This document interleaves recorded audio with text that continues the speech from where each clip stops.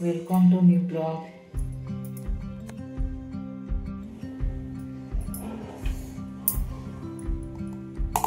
दोन्हीकडे दोन देवघर आहेत. मग इकडे एक फोटो फक्त पुजलाय. इकडे साईबाबाचा फोटो आहे, गणपती आहे. इकडचं असं आहे घर आहे.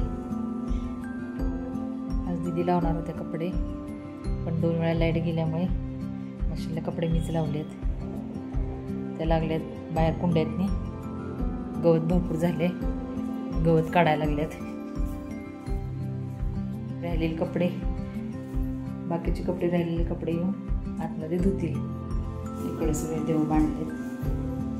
चला तर मग आता इथला देव पुजून घेते. फुलं सगळी काढले, शिळी होती ती अशी सगळी काढून घेतली भांड्यात.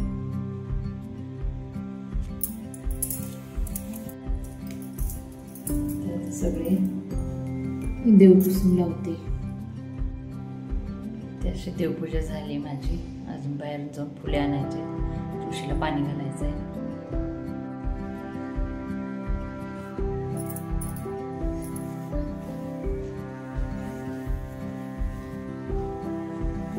पाणी टाकून फुलं पुसून घेतले. पुसून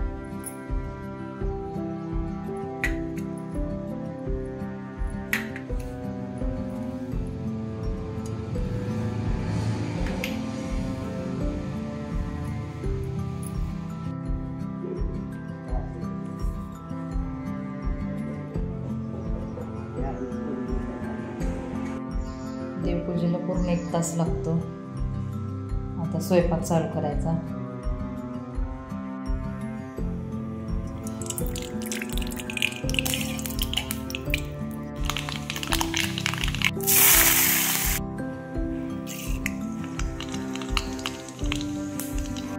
आता जिरे, मोहरी, मिरची टाकून शेतीची भाजी बनवणार आहे.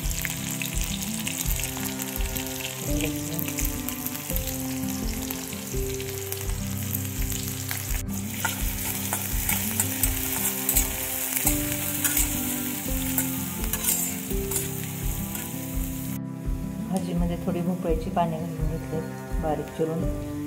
गोल भोपळा असते त्याची पानं. शेपूच्या भाजीचा वास पण येत नाही, ढेकर पण येत नाही ती पानं घातली की.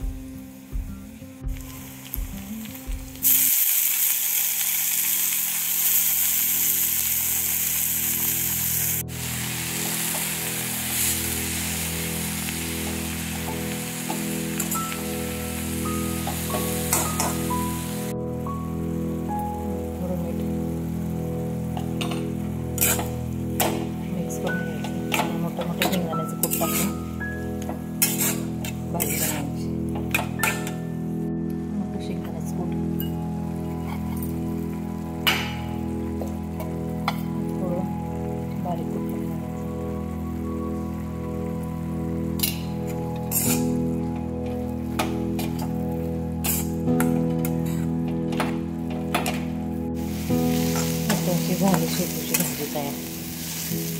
डाळ घातल्यापेक्षा मोठं कूट घातल्यापेक्षा छान लागते. दीदींचे कपडे धुवायचे चालले.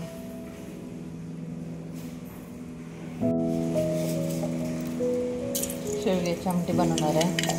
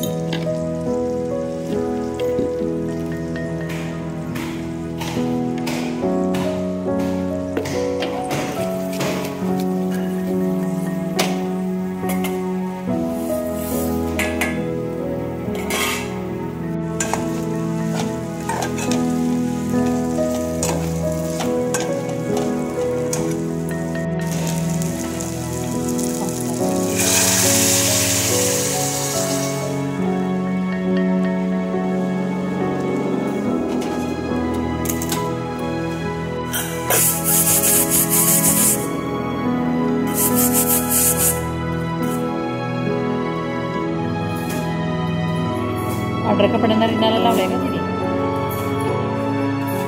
दुसऱ्या कपड्यांना लागेल. फरशा कसल्या कसा झालं कसं